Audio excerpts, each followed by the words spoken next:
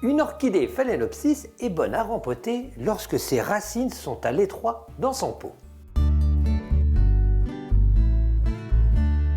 Alors en principe, il n'y a pas de saison pour rempoter une orchidée phalaenopsis. Elle est en fin de floraison. Alors sachez que les orchidées sont capables de fleurir pratiquement toute l'année. Donc nous allons déjà commencer par la dépoter et on va observer ses racines. Déjà, à cet endroit, on voit que les racines commencent déjà à sortir du pot. Si je la dépote, donc on voit une quantité de racines.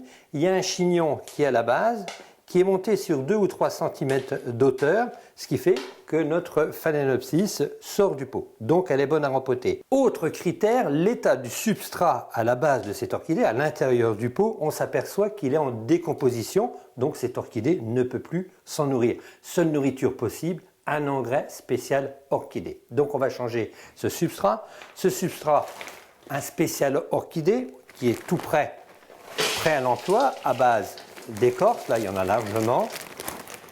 On va d'abord l'humidifier. Comme ça sera beaucoup plus facile par la suite pour le rempotage. Et je vais retirer l'ensemble du substrat qui est glissé entre les racines. On s'aperçoit que les racines, il y a des racines plates, des racines sèches. Je vais les couper. Et on va s'arranger pour ne conserver que les belles racines, celles qui sont bien pleines. Ici, on s'aperçoit que la racine est bien gonflée, elle est bien ronde, donc on va la conserver. Les fleurs, les anciennes fleurs ne servent plus à rien. On va quand même conserver la hampe florale. Je coupe l'extrémité.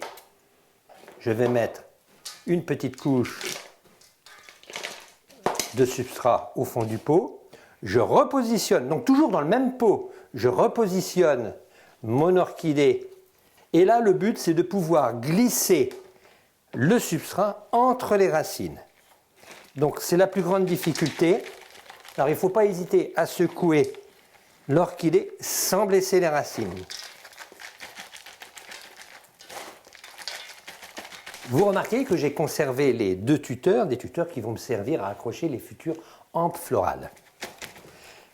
Alors voilà, notre orchidée est maintenant rempotée. Alors surtout, ne pas trop la tasser. L'essentiel, c'est qu'elle tienne bien dans le pot.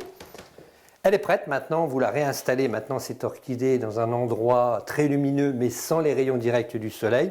2 écoles où je l'arrose une première fois dès le rempotage, où on attend une semaine avant le prochain arrosage avec de l'eau de pluie de préférence.